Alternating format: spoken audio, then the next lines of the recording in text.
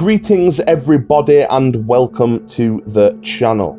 I am your gracious host Adeptus Artorum, and in today's video we shall be discussing some of the weapons used by the various forces of chaos. Now by no means is this video going to entail every single weapon used by the traitor forces, as that would take an unreasonably long time.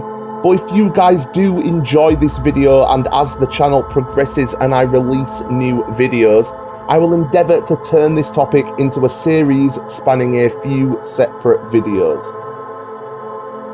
So, the first weapon that I'm going to mention is a demonic weapon utilised by the Dark Apostles of the Wordbearer's Traitor Legion and serves as their mark of office.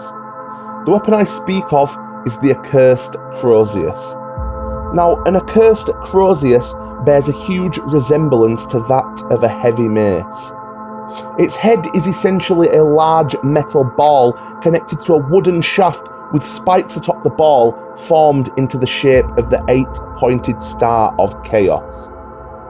The accursed crosius is essentially a corrupted pure crosius arcanum, essentially the mace or staff wielded by a loyalist space marine chaplain, now debased and altered into something nightmarish and, in the eyes of the Imperium, heretical and blasphemous.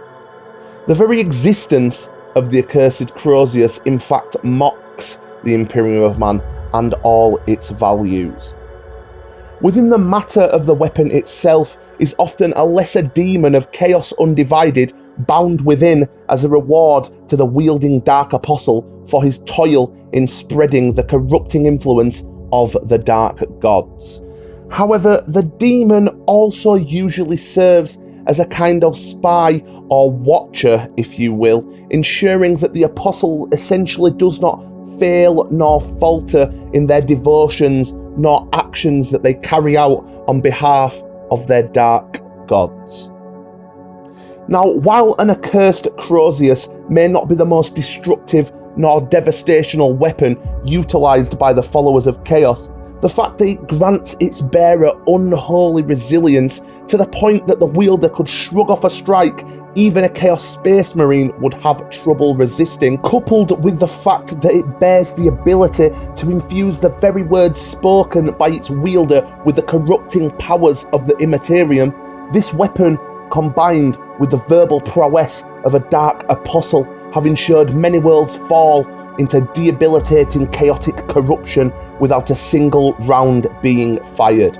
In fact, simply listening to a Dark Apostle spread the words of his Dark Master, the Primarch Lorgar, has caused the imminent doom or conversion of a world and its inhabitants. I think these factors alone make this weapon more than a formidable weapon in the clutches of any Apostle of Chaos. Moving on, the next weapon that I am going to mention is the aptly named Flesh Mower. Now, a Flesh Mower is essentially exactly as it sounds. The Flesh Mower is comprised of heavy cylinders on which are affixed rusted iron blades that spin at an insane speed, effectively mowing down enemies as if blades of grass.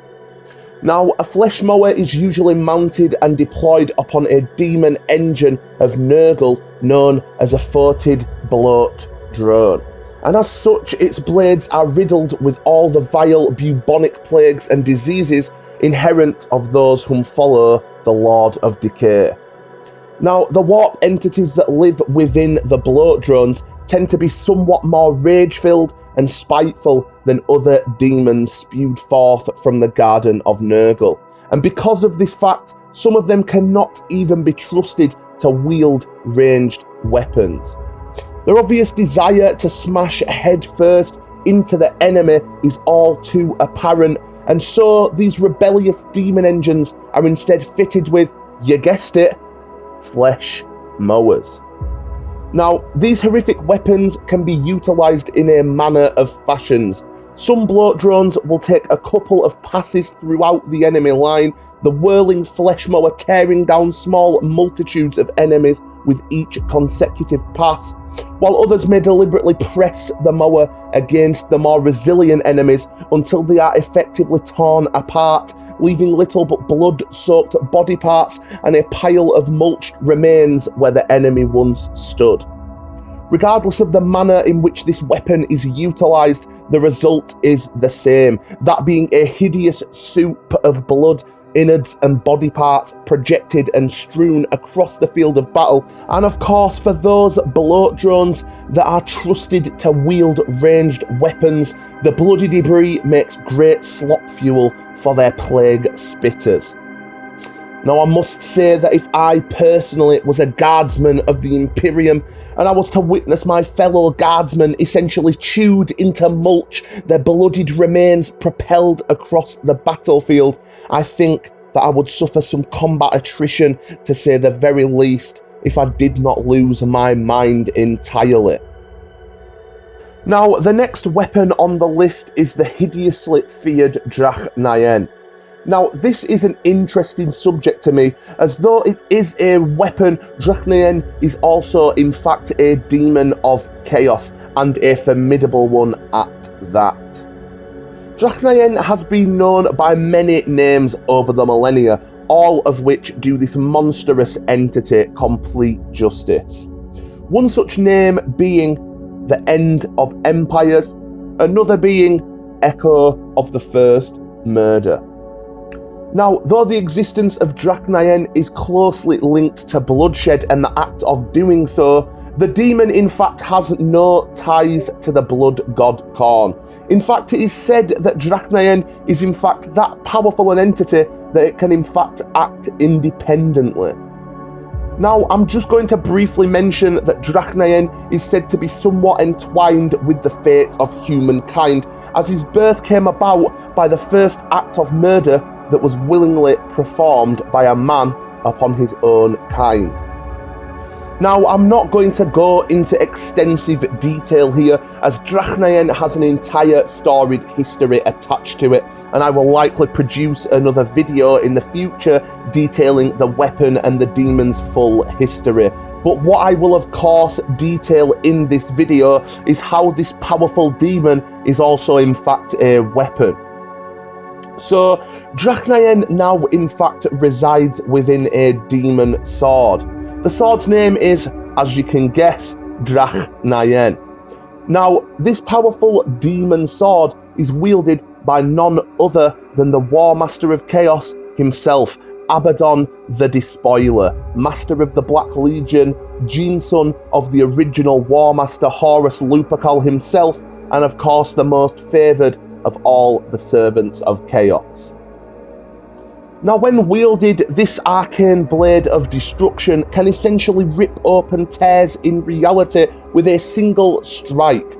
As you can imagine, with this information considered, the act of tearing through armour, flesh and bone is nothing but a meagre task, and so the weapon cuts down most of its bearer's enemies with little to no resistance.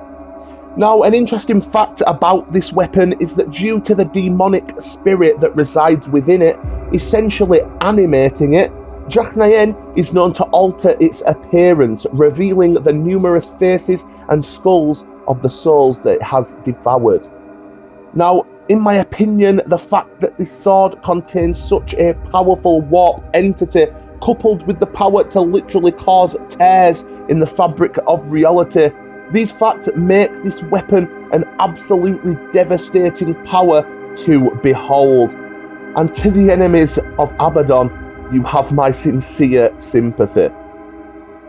Now, the weapon I'm about to mention was not originally on my list, but I just wanted to briefly mention the weapon, as I myself have always found it an awesome one. Now, the forces of chaos have always been nothing if not true to the worship of their dark gods, and for the worshippers of Khorne, there isn't anything that quite says skulls for the Skull Throne quite as much as the aptly named Skull Hurler. Now, the Skull Hurler is a demonic weapon that is large in size and is usually utilised by a super heavy demon engine of Khorne known as the Lord of Skulls. As you can imagine, the skull hurler does exactly what it says on the tin, that being launch skulls at the enemy with increasingly destructive force. Now, a skull hurler is known to resemble a cannon. The weapon's barrel is shaped into the form of a large metal skull with the mark of Khorne emblazoned upon its forehead. The skull serving as the barrel is usually filled with an amassment of smaller skulls which can be fired from the larger skull's open mouth. Alternatively, the large skull itself can be fired from the cannon, accounting for the weapon's potent explosive force.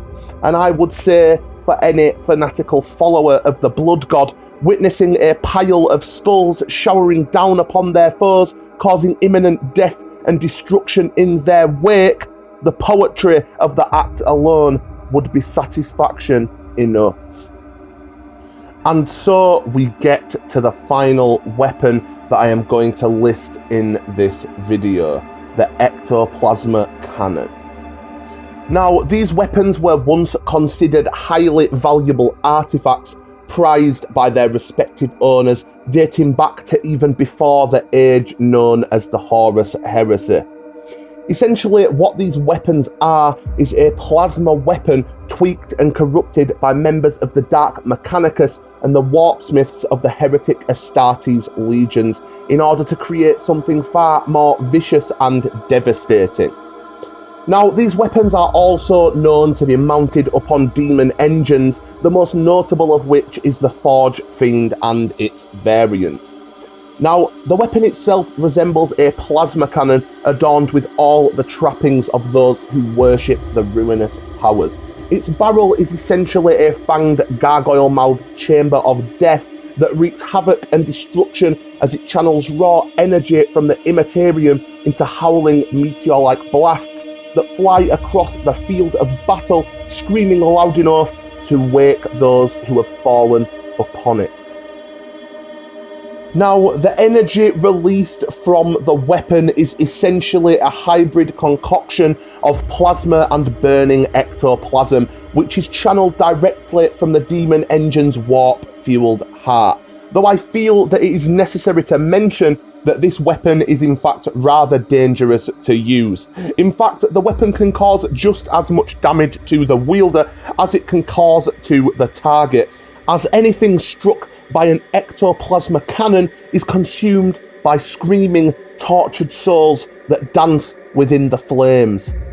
Now, with that considered, this weapon is not only a danger to its bearer, but also a danger to both friendly and enemy forces alike. But as we well know, what's the sacrifice of a few devout followers but a tribute to the dark gods in all their ruinous glory? Now, as always, before I end this video, I would like to leave you guys with a quote about chaos. And this one is from the perspective of an Eldari Farseer by the name of Arenal. Every moment of anger, hate, deceit, pain, suffering, pleasure, and desire is mirrored in the power of chaos. When its legions march, they march to return upon us a ruin that is of our own making.